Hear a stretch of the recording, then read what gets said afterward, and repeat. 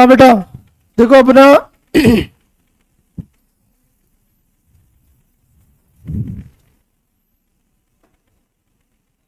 Thermochemistry और इसमें अपना क्या चल रहा था, कितना हो गया था?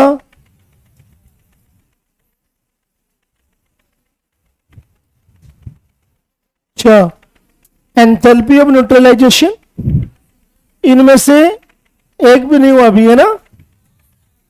मतलब मैंने एक तो करवाया आपको एंथैल्पी ऑफ फॉर्मेशन और एक करवाया मैंने आपको कंबशन एंथैल्पी, दो करवा दी है ना? हाँ, अगला अपना एंथैल्पी ऑफ न्यूट्रलाइजेशन, ये समझिए बेटा। एंथैल्पी ऑफ न्यूट्रलाइजेशन, उदासीनीकरण ऊष्मा, और भैया उदासीनीकरण ऊष्मा क्या है ये समझना तुम।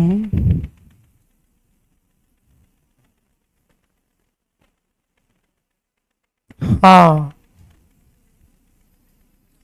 देखो किसको बोलेंगे अपन, नाम से लग रहा है, न्यूट्रलाइजेशन, उदासीनीकरण, उदासीन होना, न्यूट्रल करना। अब हम अच्छी तरह छोटी क्लासों में खूब पढ़ते हैं, पढ़ा भी हमने क्या कि एसिड और बेस आपस में रिएक्ट होते हैं तो सोल्ट और जल देते हैं, ये पढ़ा हम लोगों ने, बेसिक बातें। सेम D2 उसी को अपन फॉलो करें यहाँ थोड़ा सा, तो यहां अपने एक बात लिख सकते हैं छोटी सी, क्या? अमाउंट ऑफ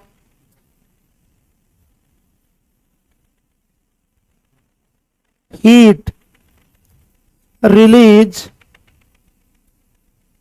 मैं हीट रिलीज लिखा, मैंने ध्यान रखना, amount of heat release, release जो हीट है उसके बारे में बात कर रहा हूं, release to neutralise, neutralised, RA है ये ध्यान रखना, neutralised, amount of heat release to neutralised, किसके द्वारा?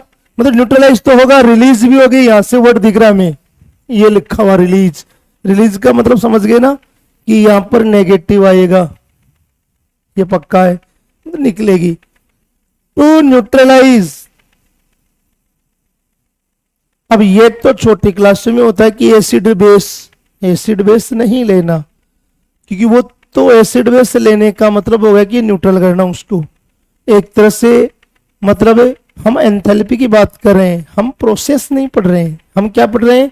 एंथैल्पी, जो एसिड बेस आपस में रिएक्ट होके और सोल्ट बना रहे हैं और जल बना रहे हैं, तो वहां जो रिलीज एंथैल्पी है वो पढ़ रहे हैं हम।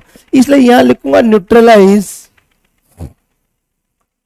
By 1 mole of H positive ion of acid and, या एंड की जगह मैं बाई कर सकता हूं यहां भी, फिर by 1 mole of OH negative ion of base, मतलब 1 मोल H पॉजिटिव आयन किसका? एसिड का, किसके द्वारा? 1 मोल OH नेगेटिव आयन किसका? बेस का, उसको न्यूट्रलाइज करेगा, उदासीन करेगा, तो वहां पर जो रिलीज हीट होगी उस रिलीज हीट का नाम क्या है? उदासीनीकरण ऊष्मा। मतलब एसिड नहीं करेगा, एसिड का जो 1 मोल H पॉजिटिव आयन है उसको बेस का जो 1 मोल OH नेगेटिव आयन है वो करेगा, या मैं यूं कह दूं H पॉजिटिव 1 मोल, वो बेस के 1 मोल OH नेगेटिव आयन को क्या करेगा? न्यूट्रलाइज करेगा। समझ गए? मतलब 1 मोल H पॉजिटिव आयन 1 मोल OH नेगेटिव आयन के द्वारा न्यूट्रलाइज हो, उस दौरान जो रिलीज हीट है उसका नाम हीट ऑफ न्यूट्रलाइजेशन है। समझ गए मेरी बात? मतलब इसी को हम क्या बोलते हैं? Heat of neutralisation, HON short में, ये ध्यान रखना, हीट ऑफ न्यूट्रलाइजेशन। समझ गए मेरी बात को? तो ये अगर तुम ऐसा लिख दोगे ना, यहाँ 1 मोल की जगह सीधा लिख दोगे एसिड, 1 मोल एसिड, गलत। 1 मोल एसिड नहीं होता, एसिड का H पॉजिटिव आयन है वो यूज करेंगे 1 मोल, समझ गए। बेस है उसका OH नेगेटिव आयन कितना, 1 मोल।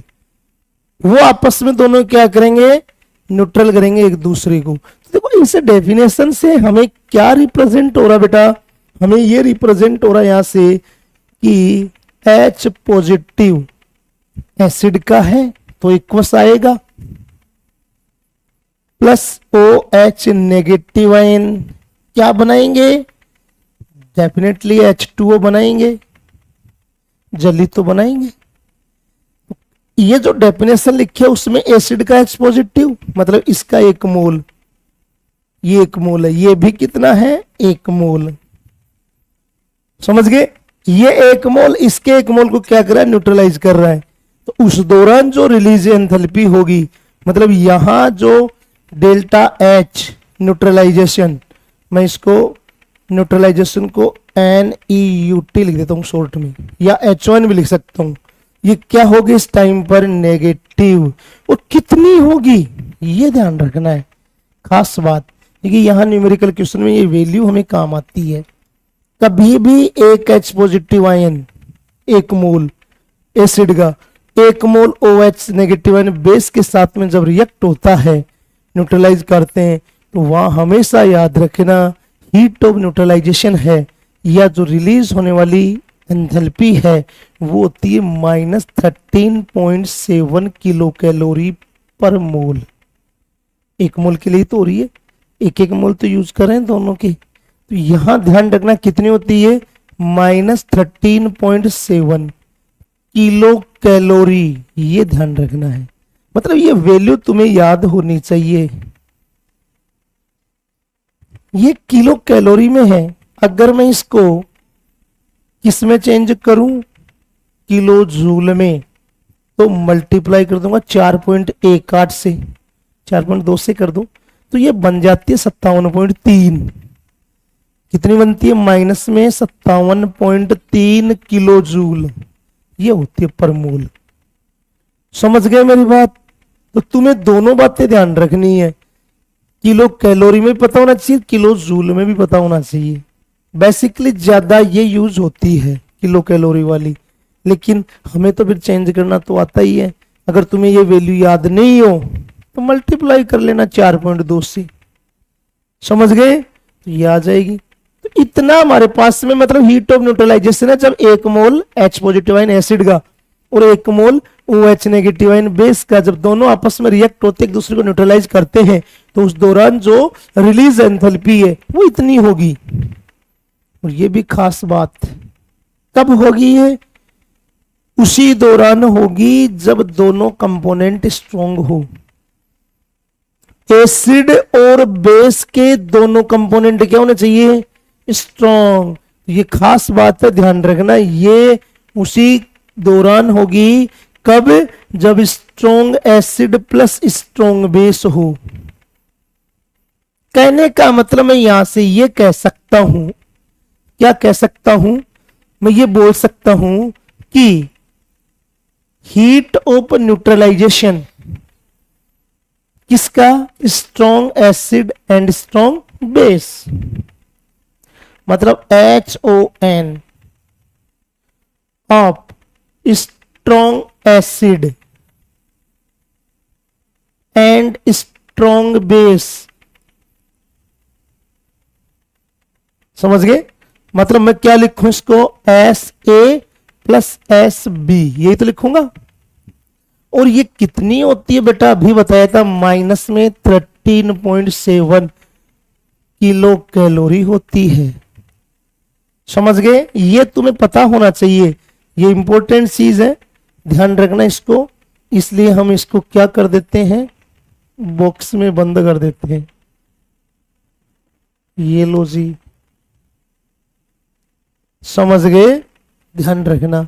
स्ट्रॉन्ग एसिड स्ट्रॉन्ग बेस की जो हीट ऑफ न्यूट्रलाइजेशन वो किसके बराबर है, तुम्हें दिख गई, -13.7 7 किलो कैलोरी। ये ध्यान रखना बेटा, पर मोल।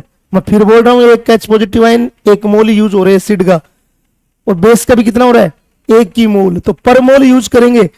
समझ गए? और ये तो यार तुम्हें पता है, मैंने पहले ही बोल दिया, मुझे बताने की आवश्यकता नहीं होनी चाहिए। क्यों?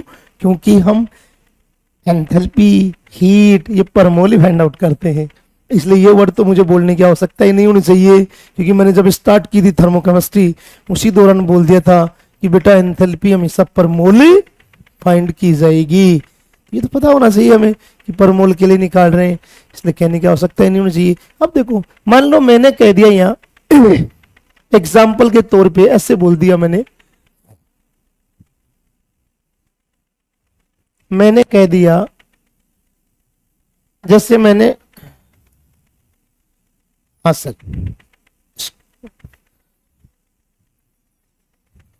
मैंने कह दिया मान लो यहां पर HCl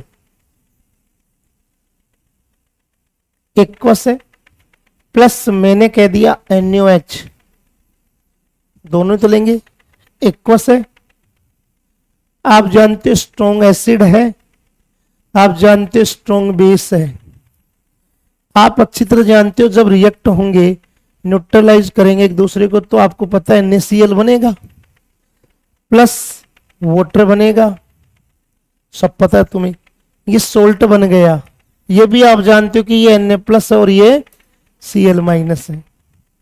हम ये सोच रहे हैं कि सर इस रिएक्शन में तुम्हें मोटे मोटे तौर पे दिख रहा है कि इस रिएक्शन के अंदर इसका H पॉजिटिव एसिड यही तो है, और इसका OH नेगेटिव हमारी अकॉर्डिंग टू डेफिनेशन यही तो हुआ, और ये क्या बना रहे हैं HOH बना रहे हैं, यही तो कह रहे हैं।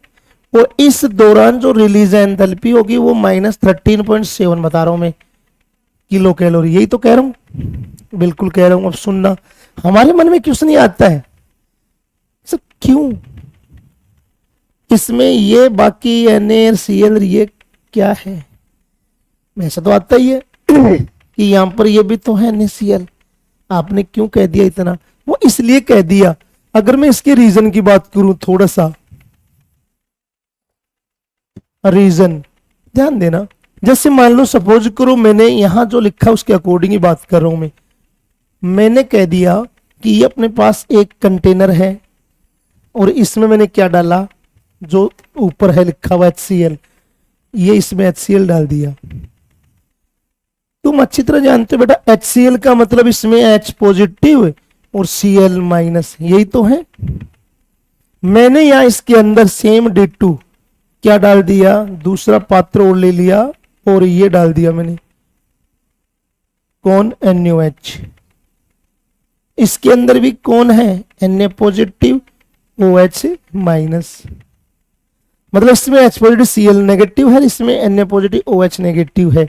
ये जब दोनों आपस में रिएक्ट होंगे तो हमें पता हमारा तीसरा कंटेनर जो बना, अब सुनना, इस कंटेनर के अंदर यहां जो कंटेनर तीसरा जिसमें बन रहा है, इसमें मेनली H पॉजिटिव और OH नेगेटिव ये दोनों आपस में जुड़ेंगे और जुड़ के क्या बनाएंगे, ये स्पेशल बात, कोवलेंट बॉन्ड। क्योंकि यहां पर आपको केमिकल बॉन्डिंग थोड़ी बहुत तो पढ़ी, आप लोगों को पता भी है कि H पॉजिटिव OH नेगेटिव दोनों आपको अच्छी तरह पता है। यहाँ किसका फॉर्मेशन करते हैं, H2O का, और H2O का जो फॉर्मेशन होगा इसमें क्या है, covalent bond, covalent bond formation. और कोवलेंट बॉन्ड फॉर्मेशन के कारण ही यहां एनर्जी क्या हो रही है, अब सुनना है खास बात, तो इसमें केवल H2 बन रहा है। अब तुम सोच रहे सर ऐसा क्यों बोल रहे हो, इसमें तो Na पॉजिटिव भी है और Cl माइनस भी है। बेटा कभी भी, क्योंकि Na पॉजिटिव Cl नेगेटिव तो कौन है, आयंस है, और आयनिक बॉन्ड फॉर्मेशन होता है। आयनिक बॉन्ड फॉर्मेशन में जो आयंस होते हैं वो तो हमारी लिखने की परिपाटी है कि हमने NaCl लिख दिया जोड़ के, जबकि रियलिटी में Na पॉजिटिव उधर होता है, Cl नेगेटिव इधर होता है, ऐसे होती है, समझ गए। अट्रैक्शन के कारण पास पास होते हैं, बाकी रियलिटी में दोनों के बीच में क्या है, आयनिक बॉन्ड प्रेजेंट है। तो ये उस जो भी कंटेनर होगा उसमें आयंस फॉर्म में ही होते हैं, ये जो भी कंटेनर होगा उसमें किस फॉर्म में होते हैं, आयंस फॉर्म में। तो रियलिटी में यहां फॉर्मेशन किसका हुआ, जल का हुआ, NaCl का थोड़ी हुआ है। NaCl तो किस फॉर्म में है, Na पॉजिटिव और Cl नेगेटिव में। मतलब जो Na पॉजिटिव है, देखो याद करो तुम लोग, अगर NaCl को अपन मान लो अपने पास में NaCl है और उसको अपन जल में घोलें, सपोज करो, तो जल में घोलेंगे तो मैंने आप लोगों को बताया था केमिकल बॉन्डिंग थोड़ा बहुत आपको याद होगा, पीरियोडिक टेबल में अपनी बात हुई थी कि वहां पर जो Na पॉजिटिव और Cl नेगेटिव है वो आपको याद होगा कि डिपेंड करता है उसकी साइज कितनी है। अगर छोटा साइज होगा तो अपने चारों ओर वाटर मॉलिक्यूल को क्या करेगा, लटका लेगा अपने चारों ओर, और लटका के क्या बन जाएगा, वो मोटा बन जाता है। याद आया होगा क्यों, क्योंकि कौन है वो, अरे एक के ऊपर पॉजिटिव चार्ज है, एक के ऊपर नेगेटिव चार्ज है, समझ गए। तो अट्रैक्शन के कारण क्या करेंगे, वो केवल अपने चारों ओर क्या करेंगे, वाटर मॉलिक्यूल को लटकाएंगे वहां पर, बाकी और कुछ नहीं होता इसके अंदर। ऐसा नहीं अपन ये परिपाटी अपनी लिखने की कि अपन डायरेक्ट सीधा लिख देते हैं NaCl। NaCl में आपने देखा होगा लगभग कंडीशन में Na पॉजिटिव Cl माइनस लिखा हुआ आता है, तो उसका रीजन यही है, समझ गए। तो याद रखना यहाँ जो फॉर्मेशन हुआ mainly formation strong acid strong base में, वो ज्यादा अपन बात करें तो फॉर्मेशन किसका हुआ, सिर्फ जल का। वो तो आयनिक अट्रैक्शन है Na पॉजिटिव Cl नेगेटिव के बीच में ओनली फॉर, बाकी कोई कंपाउंड फॉर्म नहीं हुआ वहां पे, ये ध्यान रखना। अपन कंपाउंड हुआ तो आयनिक बॉन्ड हुआ, तो आयनिक बॉन्ड तो वैसे तुम्हें पता आयंस के बीच में अट्रैक्शन के कारण होता है, समझ गए। तो वहां उसको हम इसमें कैलकुलेट नहीं करेंगे, स्ट्रॉन्ग है वो, ये ध्यान रखना। इसलिए जल मतलब ओनली फॉर कोवलेंट बॉन्ड है, कोवलेंट बॉन्ड के कारण यहां फॉर्मेशन हुआ, इसलिए मैं दूसरी लैंग्वेज में यहां ये बोल सकता हूं। खास बात, क्योंकि तुम्हें अच्छी तरह पता है स्ट्रॉन्ग एसिड स्ट्रॉन्ग बेस की जो हीट ऑफ न्यूट्रलाइजेशन है, मैं ये हमने किसकी लिखी है, स्ट्रॉन्ग एसिड स्ट्रॉन्ग बेस, उसकी तो लिखी है। तो मैं यहां लिख सकता हूं, यही लिख देता हूं, heat of neutralisation of strong acid and strong base. Strong base है S, ध्यान रखना S, ये किसके बराबर है, अगर मैं तुमसे पूछूं अब, बिल्कुल फॉर्मेशन एंथैल्पी ऑफ वाटर, ये तो लिखेंगे अपन, या एंथैल्पी ऑफ फॉर्मेशन, मतलब एंथैल्पी ऑफ फॉर्मेशन जिसको अपन क्या लिखते हैं HOF, ये तो लिखते हैं, या डेल्टा मतलब फॉर्मेशन H लिखते हैं ऑफ वाटर, लिख सकता हूं मैं ऐसा, कोई दिक्कत थोड़ी है, क्योंकि इसकी कितनी आई थी माइनस में 13.7, तो इसकी भी इतनी आएगी, बराबर तो है दोनों की। तो इसको हम इस तरफ से भी यूज कर सकते हैं। तो ये ध्यान रखना, कंफ्यूज नहीं होना है कि तुम्हें मान लो स्टेटमेंट आ गया और अपन सोचे यार तो गलत बात है कि एंथैल्पी ऑफ जो फॉर्मेशन है, समझ गए, या हीट ऑफ फॉर्मेशन है, ये स्ट्रॉन्ग एसिड स्ट्रॉन्ग बेस की न्यूट्रलाइजेशन हीट के बराबर है क्या, बिल्कुल है, क्योंकि वो तो बात तो है कि क्योंकि हीट ऑफ न्यूट्रलाइजेशन में क्या होता है, वाटर का फॉर्मेशन, और वाटर का फॉर्मेशन में कितनी एंथैल्पी होती है रिलीज होने वाली, माइनस में 13.7, तो वही फॉर्मेशन ही तो हो रहा उसका वाटर का, तो दोनों बराबर ही हैं। समझ में आई क्या मेरी बात, ये कहानी पूरी, कोई दिक्कत तो नहीं आई इसमें, बिल्कुल भी। लिखिए तो फिर है, पीछे वाली तो है, अच्छा इससे पीछे भी है, क्या सही ये रह गई, हाँ है, थोड़ा सा रुक जाओ, है ना, 10 से 1 मिनट, ये लो बंद हो गया, इसको भी कर दो वाली का, है ना, कर दो कर दो, अरे कर दो बेटा कर दो, है ना, ये चारों ही कर दो, इनको तकलीफ हो रही, कर दो कर दो कर दो बेटा कर दो। अच्छा कर दो, कोई लंबा है वो कर दो उठ के लंबा कौन है भाई, नहीं मुझे तो कोई तकलीफ नहीं, बंद कर दूंगा, लेकिन आप लोगों को तकलीफ आएगी, अभी तुम लोग हैं, वही करो ना, गर्मी लगेगी तुम्हें, तो मुझे बोलते मैं दोबारा चालू कर दूंगा ना है बेटा, हाँ ये बात तो सही है, मानता हूं बिल्कुल, हाँ। गर्मी से हालत खराब हो रही है वो फैन चल रहा है ना वो फैन चल रहा है ना, है ना, चलो लिखो बेटा,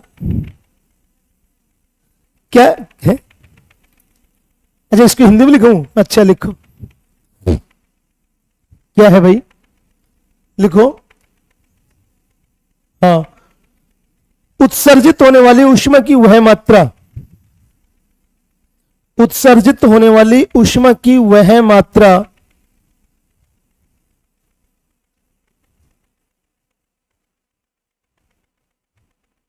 जो अम्ल के, जो अम्ल, हाँ एसिड मतलब, जो अम्ल के 1 मोल H पॉजिटिव आयन को,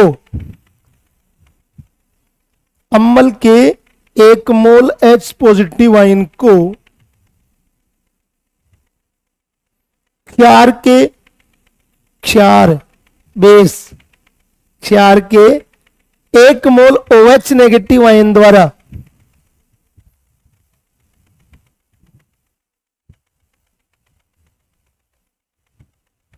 लिख लिया होगा, 1 मोल OH नेगेटिव आयन द्वारा उदासीन करने में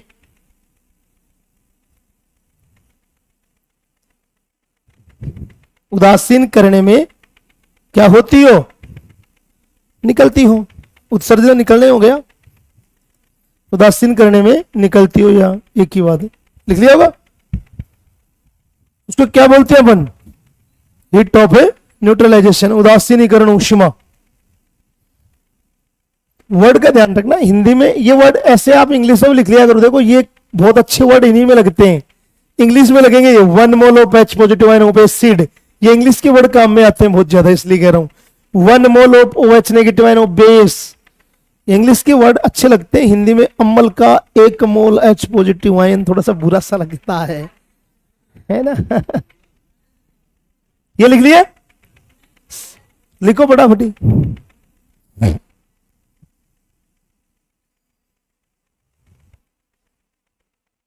अरे यार इतना भी तेज क्यों जोड़ता है इसको, खोल दिया।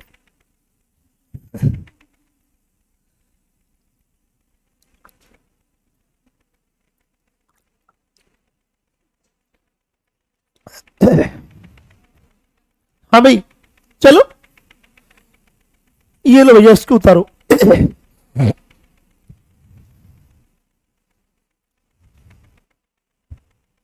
ये भी हिंदी लिखूंगे, स्ट्रॉन्ग एसिड स्ट्रॉन्ग बेस की उदासीनीकरण ऊष्मा इतनी होती है, ये हिंदी है।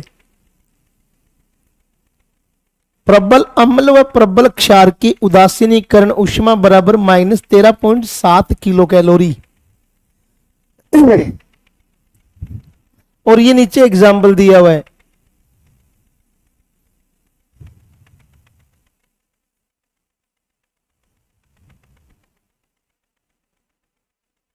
मतलब इन सब से हमारे पास एक बात निकल गई, वो ये है क्या, कि heat of neutralisation of strong acid and strong base is equal to heat of formation of water.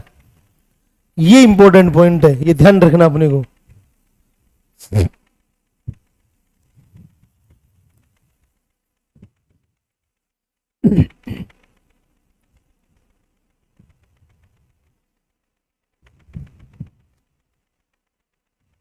हाँ बेटा, हाँ बेटा, नहीं, no no no, H positive OH negative में तो तुमने पढ़ा होगा यार, केमिकल बॉन्डिंग में कोवेलेंट बॉन्ड बनता है यहाँ बेटा। कोई बात नहीं, पढ़ाऊंगा केमिकल बॉन्डिंग तो बताऊंगा, नास्त रहे। ये कोवेलेंट बॉन्ड है, बॉन्ड आइडेंटिफाई करना नहीं आता क्या अभी, केमिकल बॉन्डिंग पढ़ानी पड़ेगी जल्दी। बस आज लास्ट या कल एंड कर देंगे इसको, आज तो नहीं होगा, कल होगा। कल लास्ट लेक्चर है थर्मोकेमिस्ट्री का,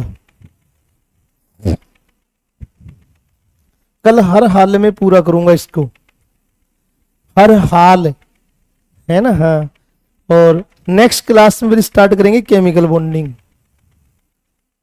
हाँ बेटा ये लिख लिया, ये लाइन लिखना जरूर, ये लिखी हुई है।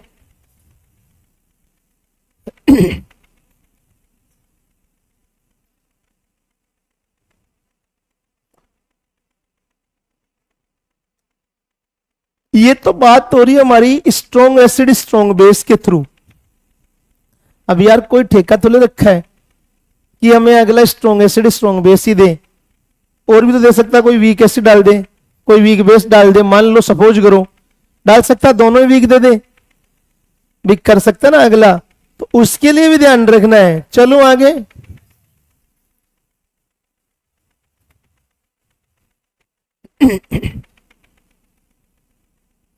Heat of neutralisation of strong acid strong base is equal to heat of formation of water, ये लिख लेना। और कितनी होती है, माइनस में 13.7 किलो कैलोरी या माइनस में 57.3 किलो जूल।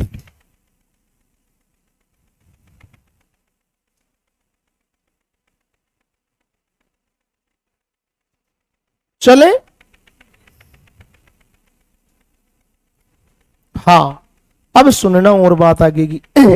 मैं ये कह रहा था कि अपने पास मान लो अगला ये दे दे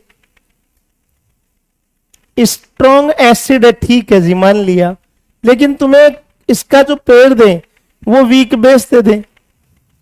क्या दे सकता है, वीक बेस।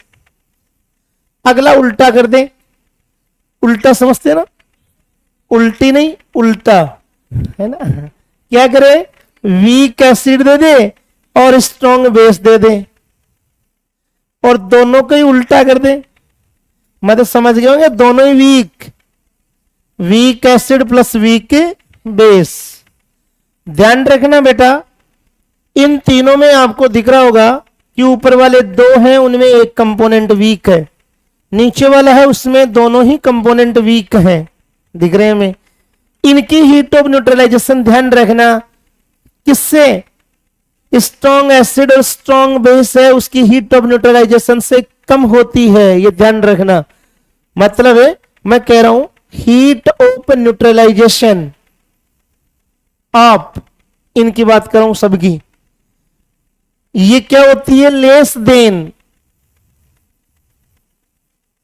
कम होगी किससे, strong acid and strong base. या मैं इसको थोड़ा और अच्छा लिखूं, then heat of neutralisation of strong acid and strong base.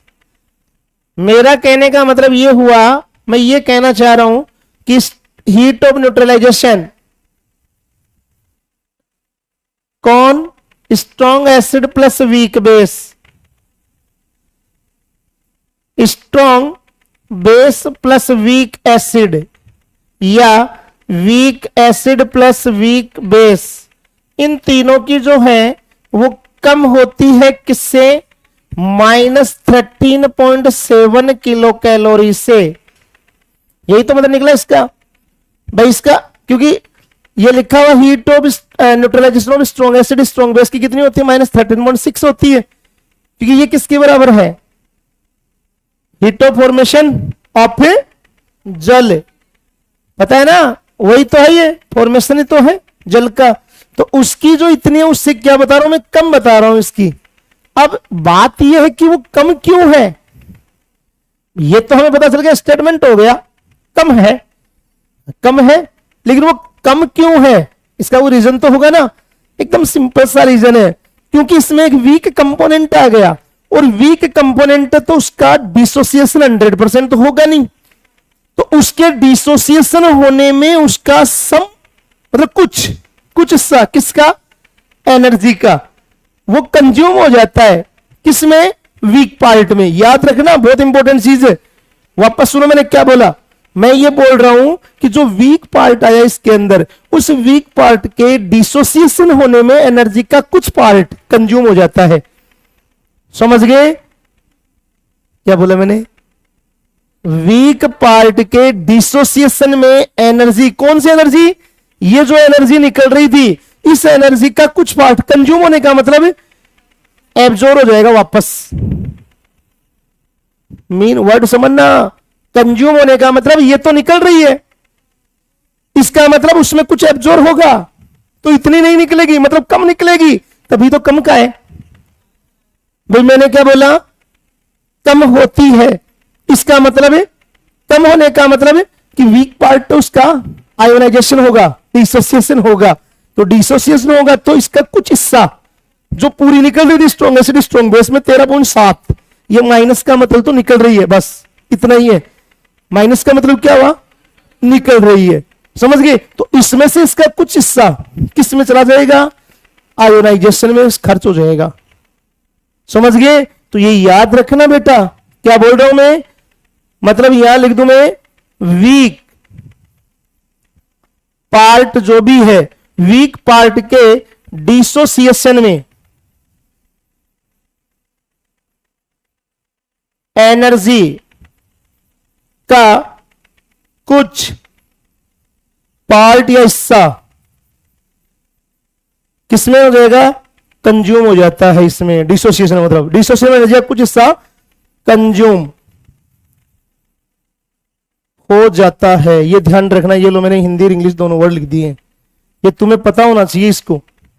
अगर तुमसे कोई पूछे कि भैया इसकी कम क्यों होती है, तो तुम्हें पता होना चाहिए कि वीक पार्ट प्रेजेंट है, तो वीक पार्ट प्रेजेंट होने के कारण उस वीक पार्ट का क्या होगा, डिसोसिएशन होगा, वियोजन भाई। और जब वियोजन होगा, डिसोसिएशन होगा, तो जो एनर्जी क्या हो रही थी, रिलीज हो रही थी, उसमें से कुछ हिस्सा क्या हो जाएगा, एब्जॉर्ब हो जाता और उसमें, तो फिर कमी निकलेगी, वहां तो निकलने वाली कमी होगी, इसलिए कम होती है निकलने वाली एनर्जी। तो ये ध्यान रखना बेटा, इंपॉर्टेंट पॉइंट है ये तुम लिख लेना इसका रीजन कि क्यों होता है। रीजन लिखा बोर्ड पे, पहले तो ऊपर वाला पॉइंट लिखना, वो पूरा लिखना। Heat of neutralisation of strong acid weak base, समझ गए, weak acid strong base and weak acid weak base. ये कह रहा हूं मैं, less than heat of neutralisation of strong acid strong base, मतलब कम होती है, समझ गए ना। अब कम क्यों होती है, उसका रीजन मैंने लिखा दिया कि वीक पार्ट का डिसोसिएशन होगा, डिसोसिएशन होगा तो उसमें कुछ एनर्जी तो खर्च होगी ना, ऐसे तो होगा नहीं कि डिसोसिएशन अपने आप ही हो रहा है। कंज्यूम, कंज्यूम का मतलब खर्च हो गया, समझ गए, एनर्जी एब्जॉर्ब हो गई उसमें कुछ डिसोसिएशन में। क्योंकि देखो माइंडली सोचो, सारे पॉइंट हो के वो यार जो पहले पता पढ़ा दिए, सुनो अभी ध्यान से। मैंने क्या बोला, कंज्यूम, कंज्यूम का मतलब एब्जॉर्ब हो गई, खर्च हो गई, उसमें एब्जॉर्ब हो रही है। तुम्हें पूछे एब्जॉर्ब क्यों हुई, क्योंकि बॉन्ड ब्रेक हो रहे हैं बेटा। डिसोसिएशन का मतलब क्या होता है, बॉन्ड ब्रेक करना। अब बॉन्ड को अगर हम ब्रेक करेंगे तो वहां तो एब्जॉर्ब ही होती है एनर्जी। अरे बॉन्ड ब्रेक में तो खर्ची होगी, बॉन्ड ब्रेक करने के लिए एनर्जी देनी पड़ती है, समझ गए होंगे। बॉन्ड जब फॉर्मेशन होता है तब तो निकलती है, और जब बॉन्ड ब्रेक होते हैं उस टाइम पे एनर्जी देनी पड़ती है, रिक्वायर्ड होती है एनर्जी उस टाइम पे। तो यहां हम दे ही रहे हैं, तो दे ही तो रहे, निकलने इतनी चाहिए थी और इससे कम हो रही निकल, इसका मतलब इसमें से कुछ हिस्सा उधर चला गया वीक पार्ट में, उसके आयोनाइजेशन में, डिसोसिएशन में चला गया उसका कुछ हिस्सा। समझ में आ गई क्या मेरी बात, प्रॉब्लम तो नहीं है, लिख लो इसको। मैं ऐसे कह रहा था कि देखो इधर ध्यान देना, जैसे मैंने एग्जाम्पल लिख दिया यहां, एग्जाम्पल के तौर पे आपको बोल दिया CH3COOH प्लस NaOH। ये तुम्हें अच्छी तरह पता है कौन है, वीक एसिड है, और ये कौन है, स्ट्रॉन्ग बेस है, तुम सब जानते हो। और यहां तुम्हें पता भी है क्या बनने वाला है, ये भी तुम्हें पता है, CH3COONA प्लस H2O ये बनेगा। अब देखो ये मतलब बन गया, हमें पता ही है, इसका मतलब ये माइनस और ये प्लस, सोल्ट बन गया, तो ये तो आयंस में रहेगा।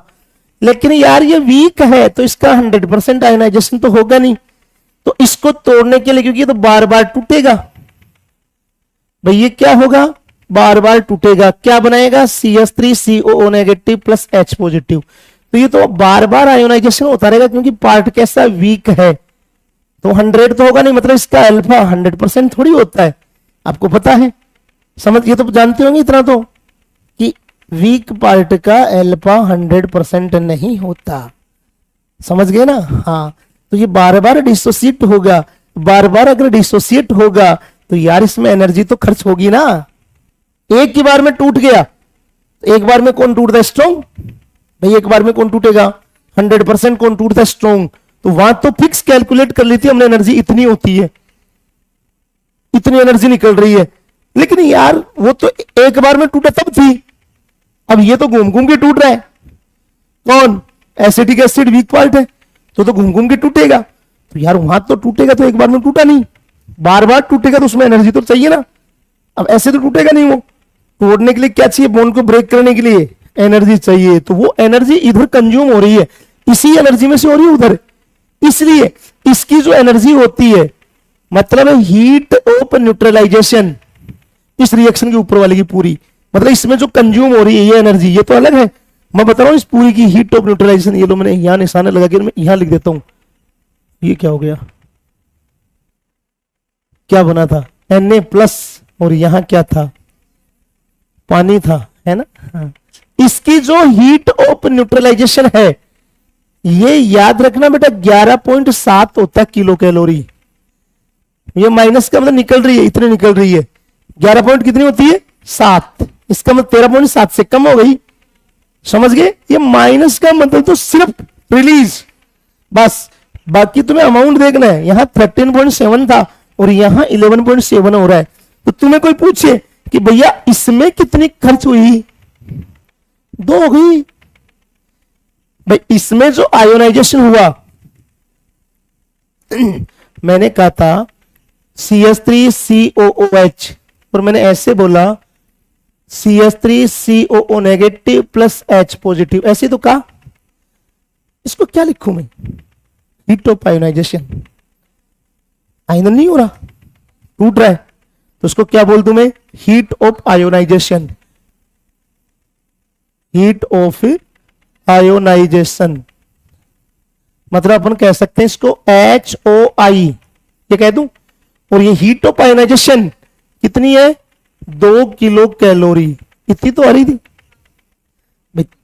13 पॉइंट थी ना कुछ समथिंग, 13.7 माइनस 11.7 तो 2 बचेगी किलो कैलोरी, ये बचेगी।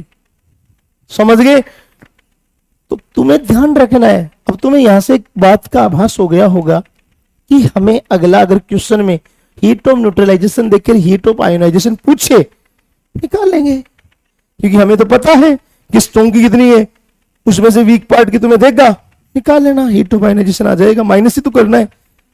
13 पॉइंट समथिंग जो है उसमें जो तुम्हारी वीक पार्ट की हीट ऑफ न्यूट्रलाइजेशन दे रखी है पूरी रिएक्शन की, तो उसमें क्या कर दोगे, माइनस, तो वो क्या आ जाएगी, तुम्हारी हीट ऑफ आयोनाइजेशन आ जाएगी। समझ गए।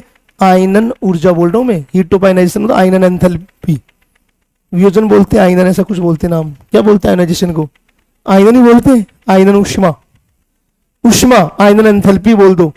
हाँ सर।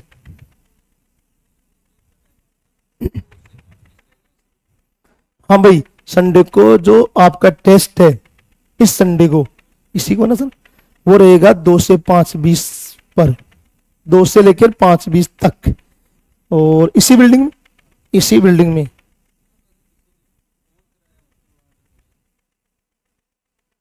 अरे सुन रहे हो ना सबने भाई, सुन तो लिया ही तुम लोगों ने कि 2 बजे से 5:20 तक टेस्ट है, इसी बिल्डिंग में है। बस फिर क्या, कहाँ है, कब है, अच्छा मतलब भूल जाते हो क्या, है भाई।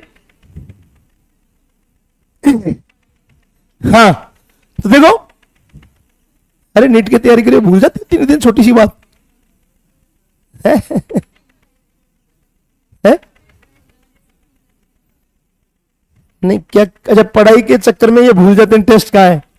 अच्छा इतनी भी पढ़ाई मत करो कि पीछे वाला साफ हो जाए, है ना। हाँ, इतनी पढ़ाई भी नहीं करनी है कि पीछे वाला, पढ़ाई करो हाँ, लेकिन पीछे वाला भी होना चाहिए।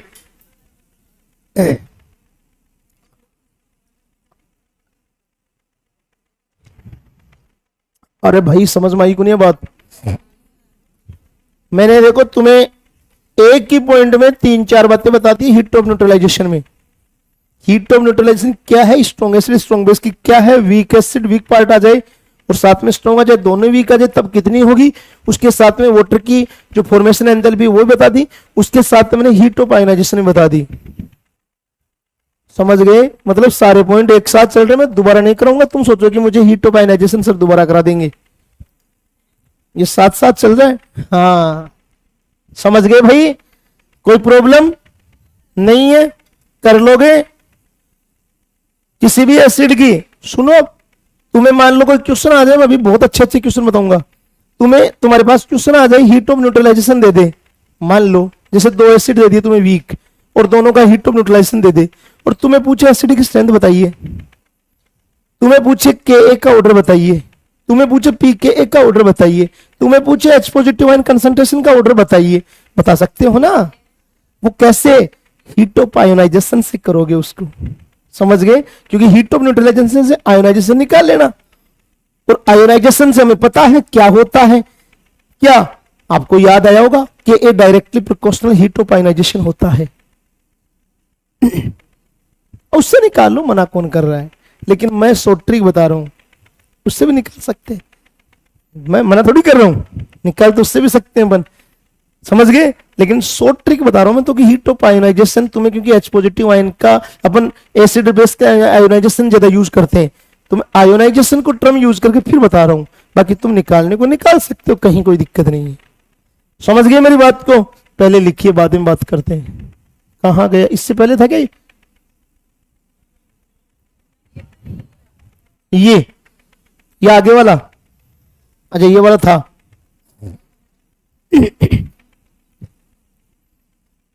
देखो मैं तुम्हें क्वेश्चन लिखा दूं, 2-3, पहले एक बार ये उतारो, बाद में लिखते हैं क्वेश्चन।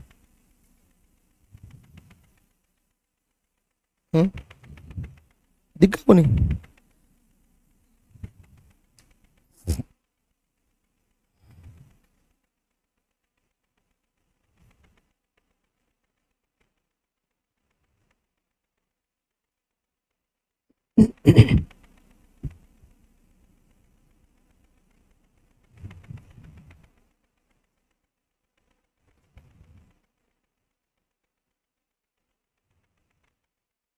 कल कोई क्वेश्चन थोड़ी कराई था हमने,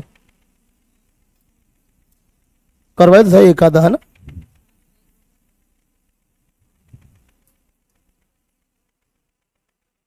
एक जेई वाला करवाया था ना, कौन सा था वो? अच्छा ये करवा दिया, ठीक। अभी और देखते एक बार, है ना?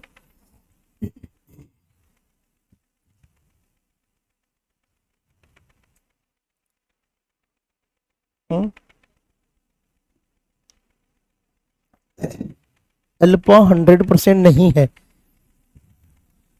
ये ऐसे कहना चाह रहा है, नॉट इज इक्वल टू 100, ऐसे कह रही है।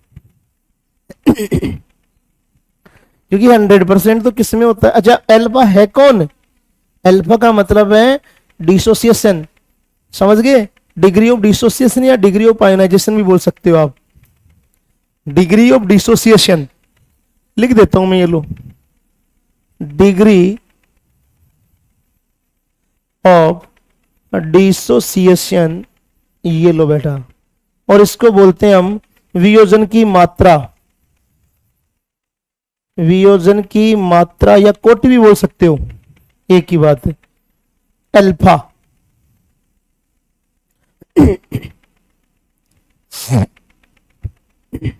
ये स्ट्रॉन्ग के लिए 100 होता है, वीक के लिए 100 नहीं होता है, ये ध्यान रखना बेटा। हो गया? चलो आगे वाला देखिए, ये अब सुनना। हाँ भाई बोलो।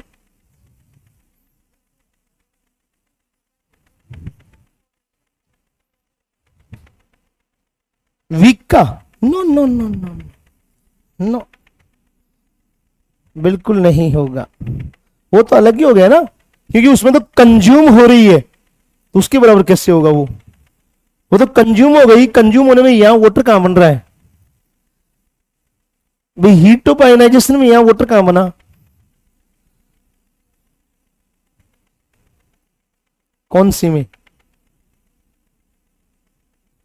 अरे भाई वो वाटर तो इसमें, क्योंकि वाटर बनने में इतनी कंज्यूम भी तो हो रही है, तो बराबर कहां हुई?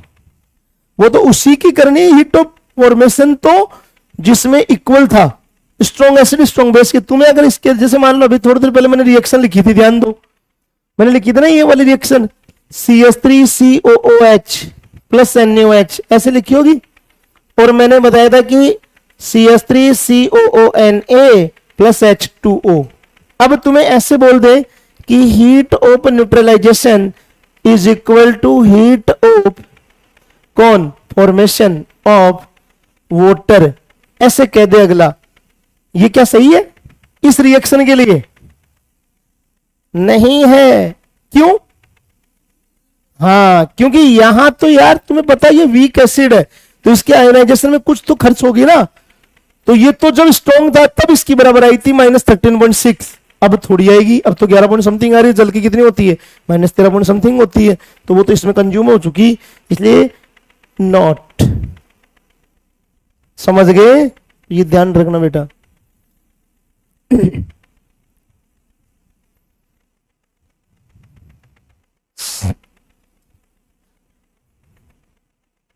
भाई इसकी तो हमारी हीट ऑफ न्यूट्रलाइजेशन जो थी वो कितनी आई थी? 11.7, यही तो आई थी।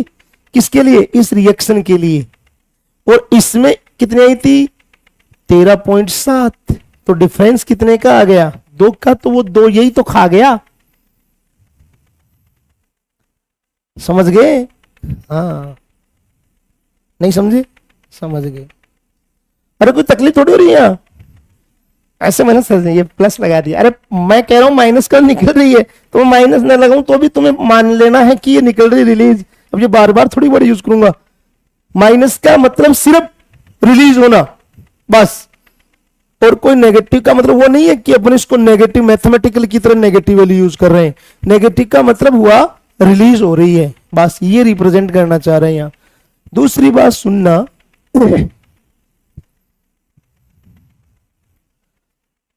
अभी अपनी बात हुई थी आयोनाइजेशन, हीट ऑफ आयोनाइजेशन पे। तो आप ट्रिक याद रखना, इससे कई क्वेश्चन सोल्व होते हैं, इसलिए ध्यान देना। पहला पॉइंट मतलब के ए, ध्यान देना, डायरेक्टली प्रोपोर्शनल होता है एच पॉजिटिव आयन कंसंट्रेशन के। ये तो तुम्हें पता ही है, ये तो तुम जानते ही होंगे। एच पॉजिटिव आयन कंसंट्रेशन बढ़ेगी मतलब एसिड का क्या? डिसोसिएशन जो कांस्टेंट होता है वो भी तो बढ़ता है, मतलब यही तो निकला।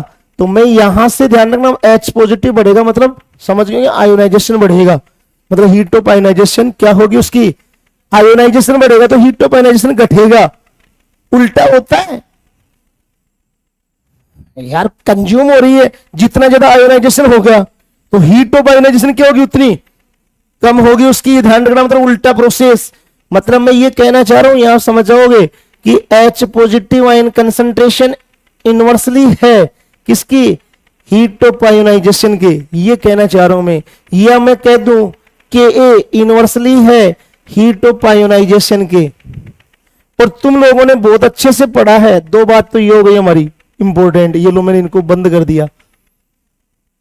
और तुम लोगों ने ये भी पढ़ा है बेटा, तुम जानते हो कि pH directly proportional 1/H positive ion होता है कंसंट्रेशन। सर ये कैसे कर दिया? ये तो जान गए ना, पीएच बराबर माइनस लोग एच पॉजिटिव आयन कंसंट्रेशन। ये तो लिखते हो माइनस, माइनस का मतलब 1/H कर देना, प्लस लाऊंगा तुम्हें।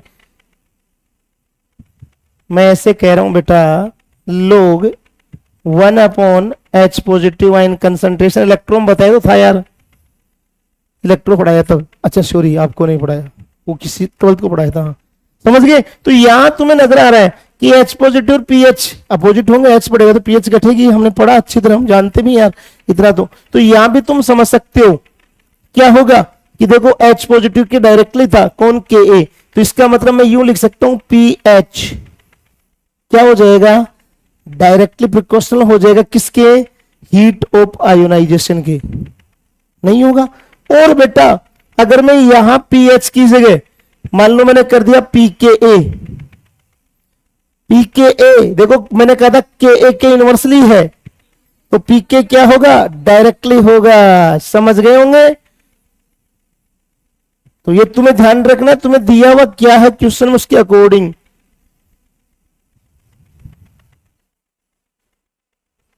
आ गया समझ में? इसमें कोई तकलीफ तो नहीं आ रही? ये क्यों हुआ, ऐसा तो नहीं हो रहा? लिख लो।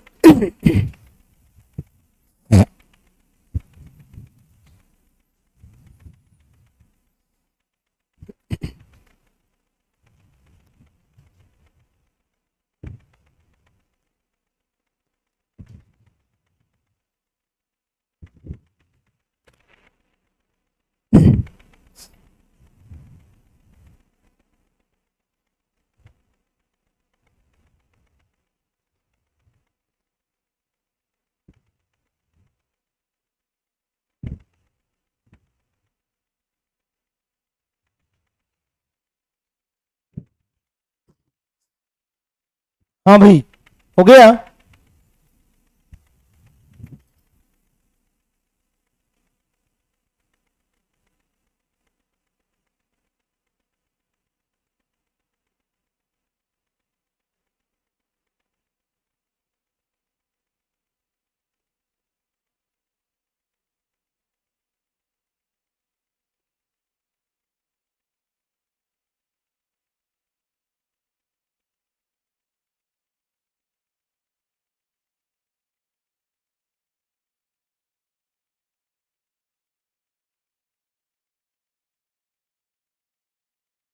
तो मैं वैसे लिखूं, चलो अब तो हो गया। इधर ध्यान दो, मैं ये कह रहा था कि मान लो मैंने एक एग्जाम्पल ले लिया, नहीं लिखा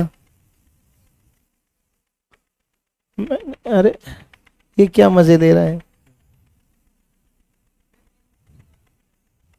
हाँ बिल्कुल मैंने एक एग्जाम्पल ले लिया, उसमें कह दिया ए, और उसकी हीट ऑफ न्यूट्रलाइजेशन तुम्हें दे रखी है माइनस में 10.7 किलो कैलोरी, और एक बी दे रखा है, उसकी भी हीट ऑफ न्यूट्रलाइजेशन दे रखी है तुम्हें माइनस में 11.7 किलो कैलोरी। तुम्हें ये दो मतलब क्या दिए, एसिड, ये एसिड है मतलब दोनों ए और बी।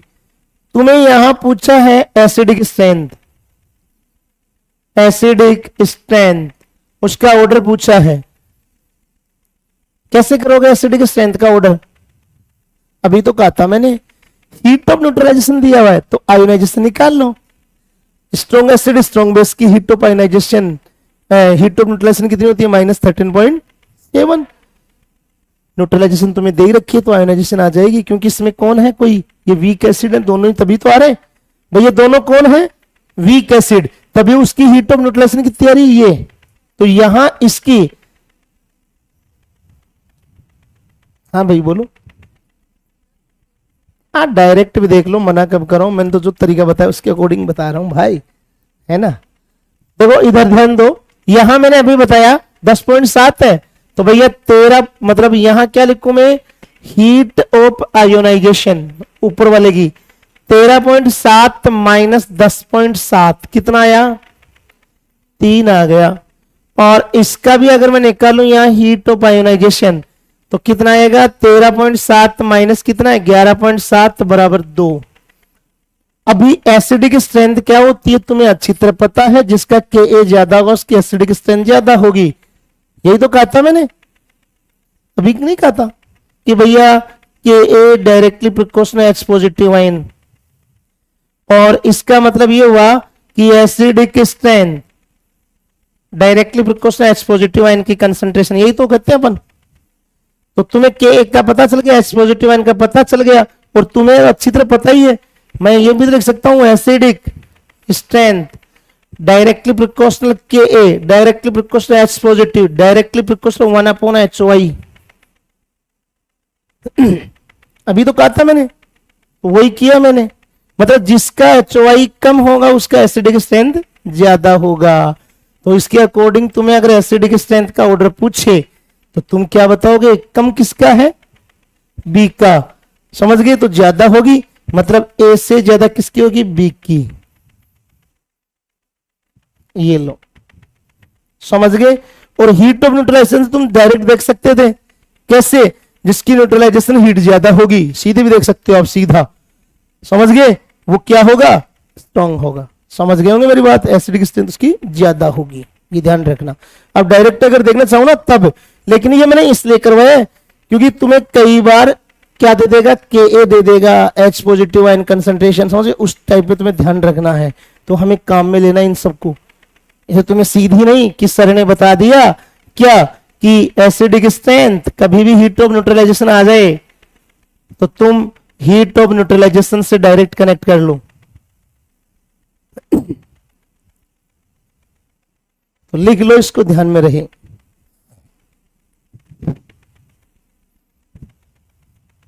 अरे भाई समझ में आ रही क्या बातें,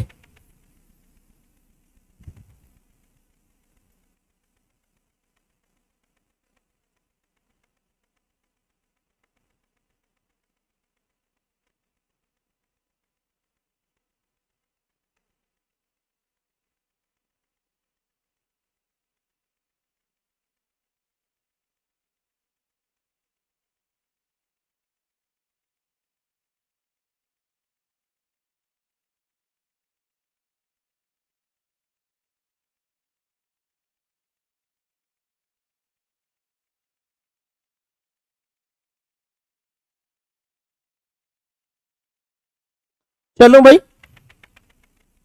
रुके, कोई नहीं, लिख लो लिख लो, कल तो एंड वैसे भी करना है, हो जाएगा, अब छोटे छोटे हैं, हो जाएगा, अब कोई दिक्कत नहीं है। थोड़ी सी बॉन्ड डिसोसिएशन एंथैल्पी, उसमें थोड़ा सा टाइम लगेगा, बाकी इतना और नहीं है, अब ज्यादा टाइम लगता है यार, मैं क्या करूं, कोई क्लास में बातें तो करता नहीं, मैं बातें कर रहा हूं, है ना। चलो भाई,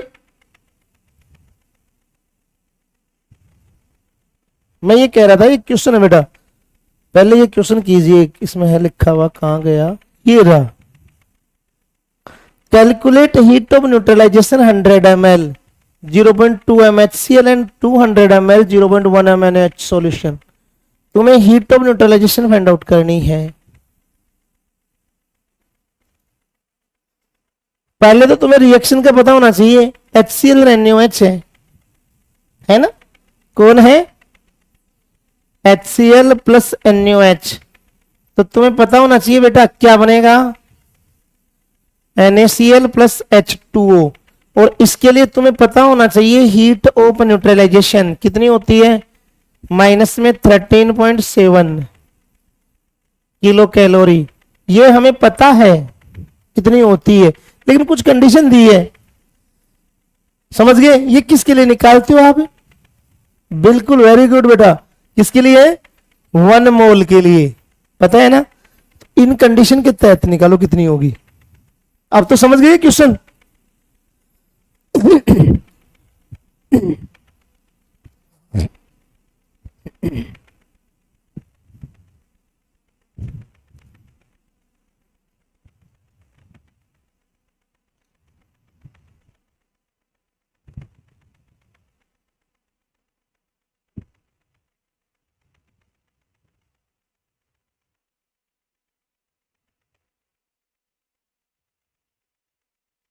ये लिखा हुआ है 100 ml 0.2 MHCl व 200 ml 0.1 MnOH विलयन की उदासीनीकरण ऊष्मा ज्ञात कीजिए। ये हिंदी है, मतलब पूरा जो लिखा हुआ इंग्लिश में वो लिख लो, और इधर लिख लेना उदासीनीकरण ऊष्मा ज्ञात कीजिए, है ना। हाँ, ये हिंदी हो गई इसकी। हाँ बेटा, किलो जूल में निकला क्या, या कैलोरी में, कैलोरी, हाँ कोई नहीं। क्या किया, 13.6 को कितने से किया, ठीक ठीक ठीक, निकालना पड़ेगा, मुझे भी पता नहीं कितना आंसर आएगा, लेकिन आप सही सही कर रहे हो जहां तक है। किस किस ने कर लिया, और शुक्राना ने कर लिया, आप दिखाओ देगा, आपने नहीं किया, क्यों बेटा, आपने स्टाइकोमेट्री पढ़ी है क्या, तो बस तो यार वैसा ही, तो क्या इसमें कोई नया थोड़ी है।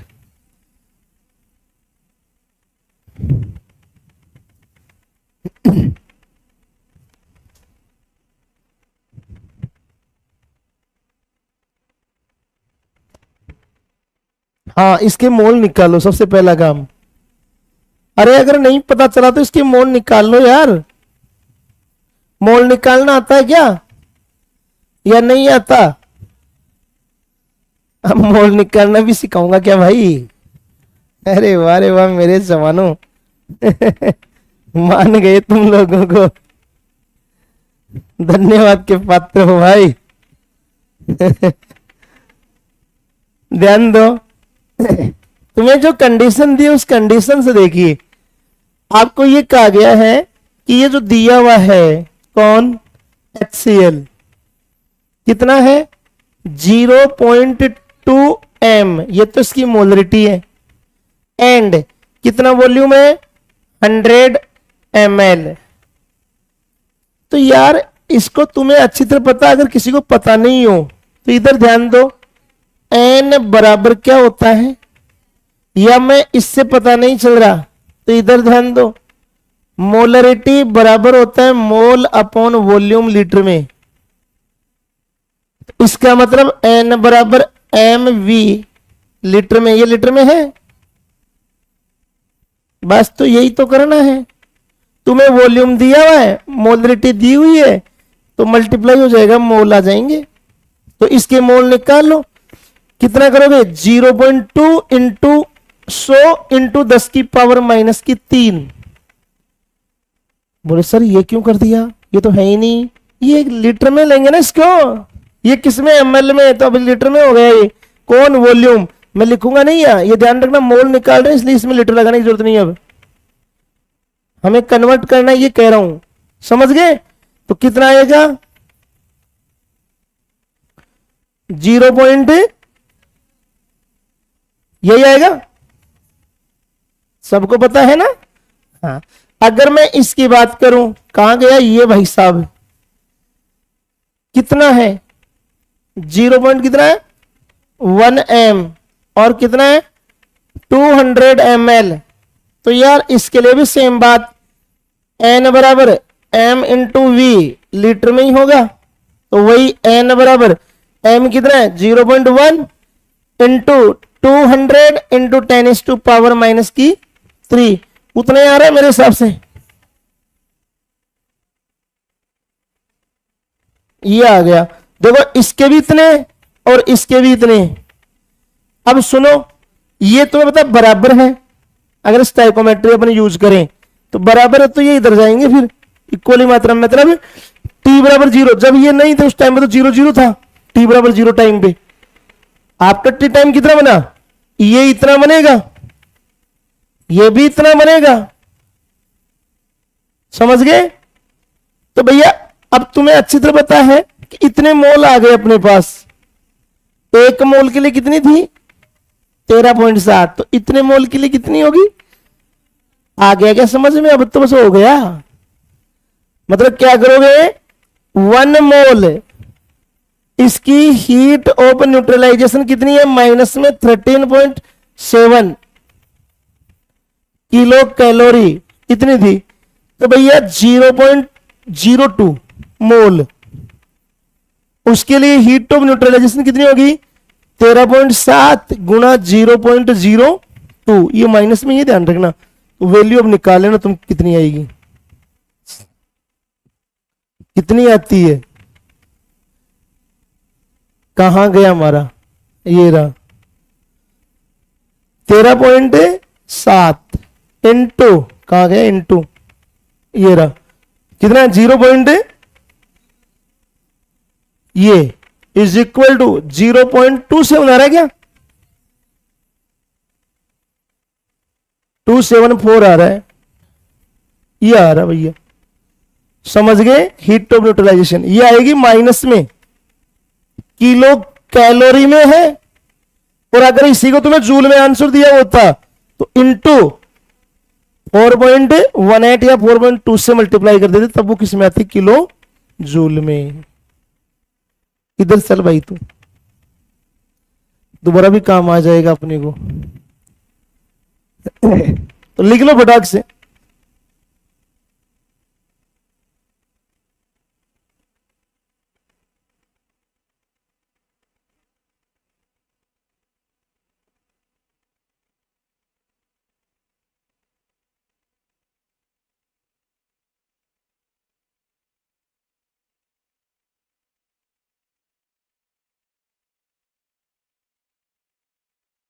एक चीज और ध्यान रखना,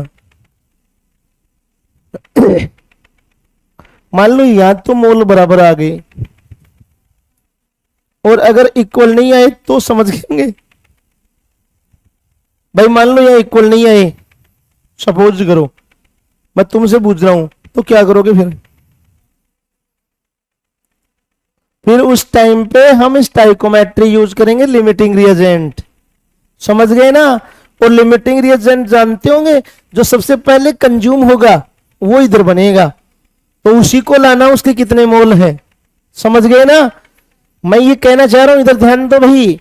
जैसे मान लो सपोज करो यहां होता 0.02 और यहां होता 0.04, सपोज करो, तो फिर कम कौन है? 0.02। ये तो एक्सेस बच गया।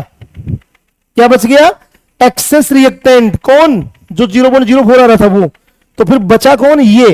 तो ये इधर आएगा, तो इसका कितना बनेगा? जितना हमने लिया उसी से मल्टीप्लाई करेंगे।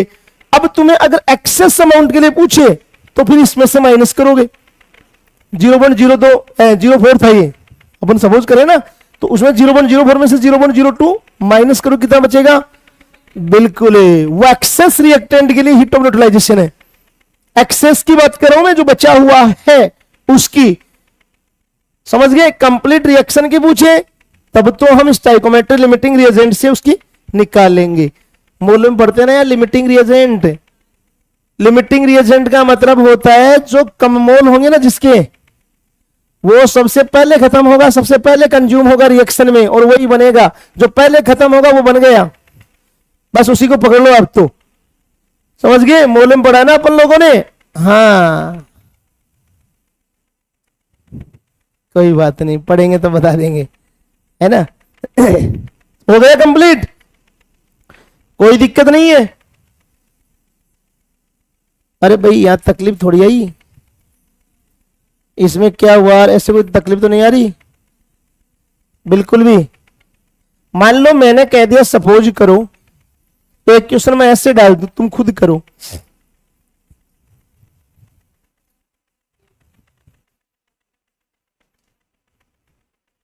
ध्यान दो,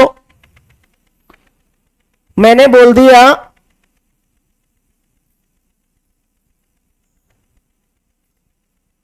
NaOH, मैं शॉर्ट में लिख रहा हूं, इसका तो दे दिया तुम्हें 300 ml 0.1 m, ये तो इसके लिए दे दी, प्लस HCl दे दिया, और इसके लिए दे दिया तुम्हें 500 ml एंड 0.01 m, इसके लिए दे दिया। तो इसके अकॉर्डिंग तुम heat of neutralization find out करो कितनी होगी।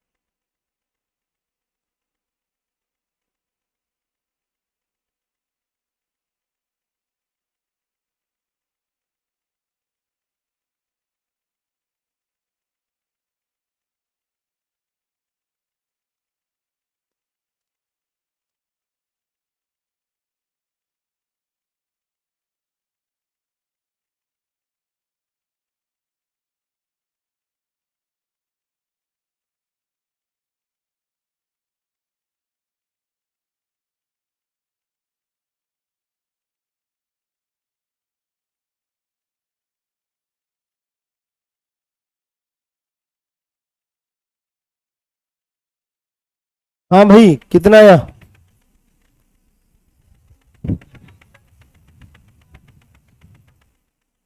मतलब है इसके लिए तो ये कर दिया,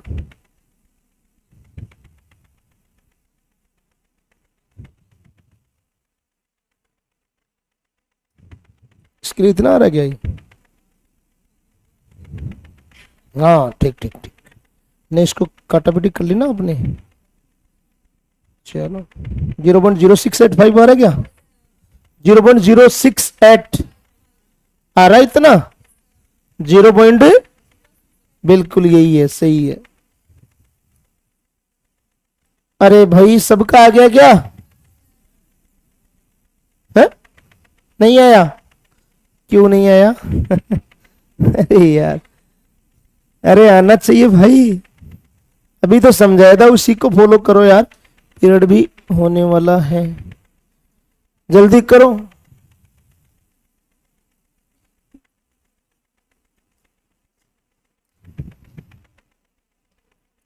देखो अभी मैंने समझाया था, इधर ध्यान दो, तुम्हें ये दिया हुआ है इसके अंदर, तो ये तो तुम्हें पता चल ही गया, मैं यहां लिख देता हूं। तुम्हें पता है NaOH plus HCl, NaCl plus H2O, यार तुम तो अच्छी तरह जानते हो इसका कितना दिया हुआ है, 300 इंटू 0.01 इंटू 10⁻³ यही तो होगा। बोले सर ये कैसे लिखा, ये अभी बताया था n बराबर mv, इसी से तो करोगे। तो इसको सोल्व करोगे तो आपके सामने देखो यहां पर क्या आएगा, 0.03 आ रहा क्या, कन्फर्म? मैं देख लेता हूं, विश्वास नहीं है। 1/10 ऊपर जाके -4 और 2 0.03 बिल्कुल, ये n आ गया यहां पर। और अगर मैं इसकी बात करूं, कितना दिया हुआ है, 500 इंटू 0.01 इंटू 10⁻³ कितना आ रहा है, मतलब 100, 5, ये आ रहा है क्या, ऐसा आ रहा है क्या, कन्फर्म? हाँ ठीक, ये आ गया n, ये अब तुम्हें अच्छी तरह पता है इन दोनों में आपके पास 2 है, ये इनमें जो कम होगा वो LR होता है, मैंने बोला था थोड़ी देर पहले। कौन होता है, LR। बोले सर LR कौन है, लेखराज, ये है लिमिटिंग रिएजेंट। कौन है, लिमिटिंग रिएजेंट, मतलब रिएक्शन में जिसके नंबर ऑफ मोल कम होते हैं वो लिमिटिंग रिएजेंट होता है। मतलब जो सबसे पहले खपेगा रिएक्शन में वो, तो सबसे पहले यही खपेगा, इसके मोल हैं कम, तो ये खप गया, यही उधर बनेगा। तो इससे अब तुम्हें तो बता ही दिया कि 1 मोल के लिए कितनी थी, बताइए हमें। तो भैया इतने मोल के लिए मल्टीप्लाई कर दो, तो 0.005 इंटू माइनस में 13.7, ये किलो कैलोरी, ये आंसर आ गया तुम्हारा।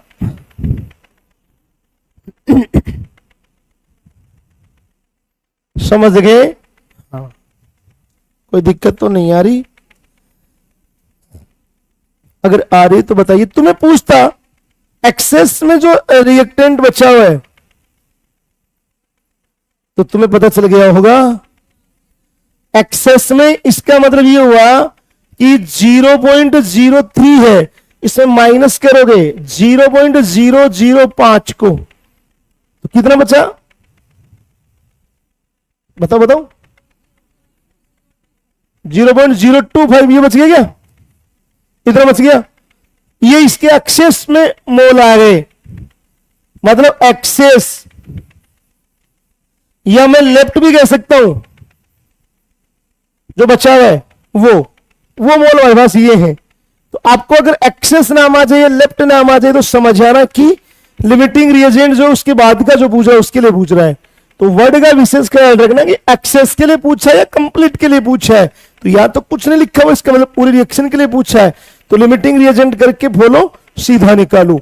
एक्सेस के लिए पूछेगा तो जो बच गया उसमें से जो सबसे पहले कंज्यूम हो रहा है उसको उसमें से माइनस कर देना, वो एक्सेस या लेफ्ट होगा, और उसकी निकालोगे तो तुम्हें पता ही है सेम D2 ऐसे कर देना, इसको मल्टीप्लाई इससे कर देना। एक्सेस के लिए ये समझ गए मेरी बात? अरे मोल नहीं पढ़ा क्या, थोड़ा बहुत भी नहीं पढ़ा? तो ये तो पढ़ा होगा इतना, थोड़ा बहुत तो इतना तो आता ही होगा यार।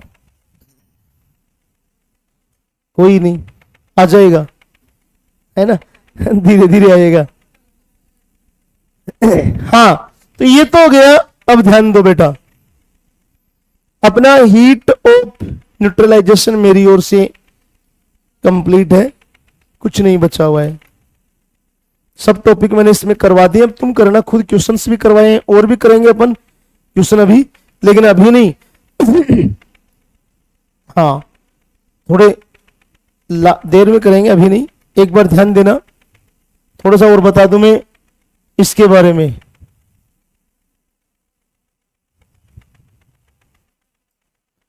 एंथैल्पी ऑफ एटोमाइजेशन, हाँ इसको बोलते हैं हम कनन एंथैल्पी। क्या है पहले सुन लो आराम से, है ना, फिर मैं लिखा दूंगा बाद में, सुनो आराम से क्या है ये। ध्यान रखना बेटा, तनन एंथैल्पी या enthalpy of atomization,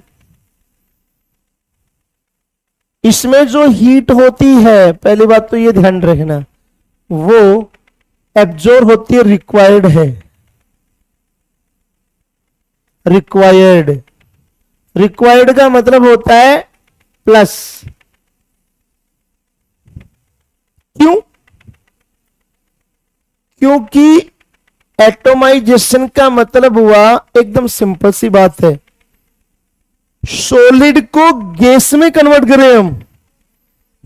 solid, solid का मतलब जो एटम प्रेजेंट है सॉलिड स्टेट में, उसको किस में कन्वर्ट कर रहे हैं? गैस के अंदर। लेकिन ये ध्यान रखना, सॉलिड, सॉलिड में कह सकते हो, कोई गारंटी नहीं है सॉलिड को ही करें अपन, हालांकि किसी और को भी कर सकते हैं, लेकिन बेसिकली ध्यान रखना हीट ऑफ एटोमाइजेशन सॉलिड के लिए यूज होता है, बाकी गैस के लिए भी यूज कर सकते हैं।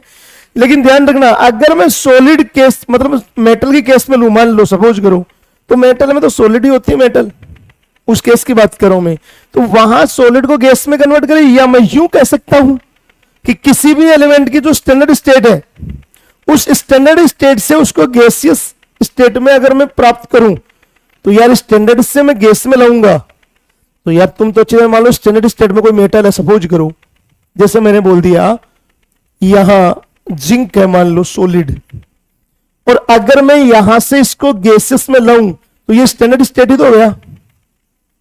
क्या इसका स्टैंडर्ड स्टेट? स्टैंडर्ड ही था, मैंने लिखवाया था, याद करो, स्टैंडर्ड स्टेट याद आया होगा। हाँ, मेटल सॉलिड होता है तो स्टैंडर्ड स्टेट में होता है वो। तो यहां से मैं इसको जिंक गैस में लेके आऊं, तो यार यहां इसमें बॉन्ड है सॉलिड का मतलब, तो इन बॉन्ड को ब्रेक होगा, तोड़ेगा वहां। तोड़ने में तो मैंने अभी थोड़ी देर पहले कहा था, एनर्जी क्या होती है? एब्जॉर्ब होती है, एब्जॉर्ब लिखा रिक्वायर्ड, इसलिए पॉजिटिव है। समझ गए? तो ये ध्यान रखना, कोई गारंटी नहीं यही हो। अपन इसी की बात करें, आप कोई भी स्टैंडर्ड स्टेट ले लो, आपने मान लो यहां ये लिख दिया, जैसे मतलब इसको हम एक चीज और ध्यान रखना, एटोमाइजेशन लिख रहे हैं तो इसको अपन डेल्टा एच ए इससे रिप्रेजेंट करेंगे। किससे करेंगे? डेल्टा एच ए या डेल्टा ए एच, एक ही बात है। अगर मान लो मैंने कह दिया हाइड्रोजन गैस, अब भी ये स्टैंडर्ड स्टेट है, मैंने यही तो बोला कि कोई भी आपके पास में एटम है, मॉलिक्यूल है, उसका स्टैंडर्ड स्टेट है, उसको गैसियस में ले जाना आपको, सीधी सी बात है। तो मैं यहां इसको गैसियस में लेके जाऊं एटम फॉर्म में, तो ट्वाइस लिखूंगा। क्या लिखूंगा? ट्वाइस। तुम्हें अच्छी तरह पता है ये ऐसे है, तो ये ब्रेक ही तो होगा, और ब्रेक होगा तो यहां भी कंफर्म है, इसलिए यहां भी अपन क्या यूज करेंगे? Delta A H, confirm. कुछ जरूरी नहीं है आप यही लो, आप और भी ले सकते हो। आपने इसकी जगह ले लिया क्लोरीन गैस, स्टैंडर्ड स्टेट। अगर ब्रोमीन लो तो ब्रोमीन लिक्विड, स्टैंडर्ड लेनी है, मैं फिर बता रहा हूं। स्टैंडर्ड नहीं लोगे तो फिर एटोमाइजेशन यूज नहीं होगी। आपको स्टैंडर्ड स्टेट ही लेनी है, और उससे आपको क्या करना है? उसको ब्रेक करवाना है। तो यहां से अगर मैं इसको तोड़ूं तो पता ट्वाइस Cl गैस, यहां से मैं करूंगा तो ट्वाइस Br गैस, क्योंकि लिक्विड था गैस में कन्वर्ट हुआ। तो यहां भी इसके लिए अगर अपन बात करेंगे तो डेल्टा ए एच, क्योंकि ये दोनों ही कौन है? Standard state. समझ में आई क्या मेरी बात भाई? कोई दिक्कत तो नहीं है? तो लिख लो इसको, छोटी सी बात ही है जी। चलाऊंगा अब, थोड़ी गर्मी हो गई अब तो, 5-6 मिनट चला लेने तो यार, है ना?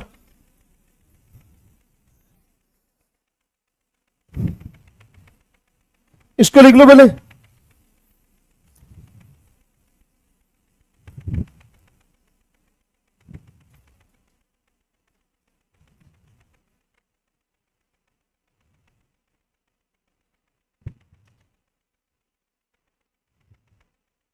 हाँ भाई, डेफिनेशन, अच्छा इसकी, हाँ लिखाऊंगा ना, एक बार उतार लो, ये बाद में लिखा दूंगा, उतार लो इसको। लिखिए डेफिनेशन, तो रिक्वायर्ड हीट है, तो क्या लिखाऊंगा? डेफिनेशन ये बस इतना अच्छा ध्यान रखना है कि स्टैंडर्ड स्टेट एलिमेंट का कोई भी, उससे गैसेस में ले जाना है, उस टाइम पे जो रिक्वायर्ड हीट होगी वो क्या है, बस इतनी डेफिनेशन है, लिखा दूंगा अभी, नो टेंशन।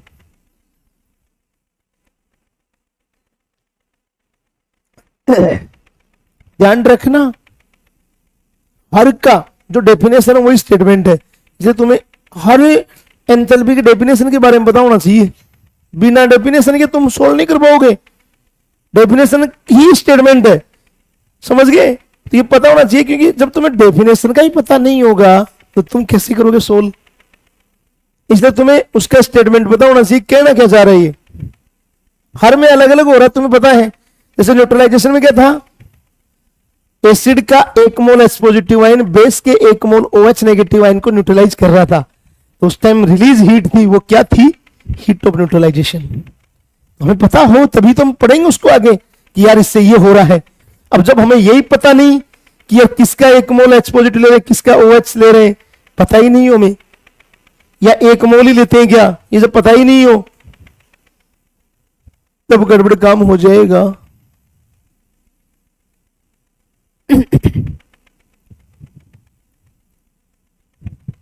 हाँ बेटा, अच्छा आज लिख लो लिख लो।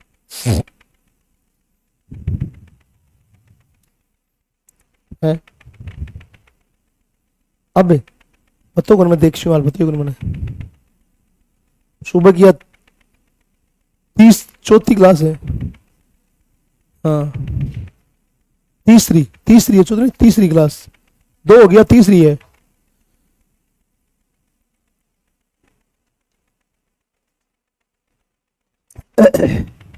हाँ भाई, तो अपन बाकी का काम बाद में करेंगे फिर, है ना? है? बता दो क्वेश्चन है क्या, पूछ लेना, नो टेंशन। हाँ भाई लिख लिया, कर दो चेंज, बाकी कल करेंगे डिस्कस, हो रहे ना इसके बारे में, पूरा डेफिनेशन कल लिखा दूंगा, नो टेंशन।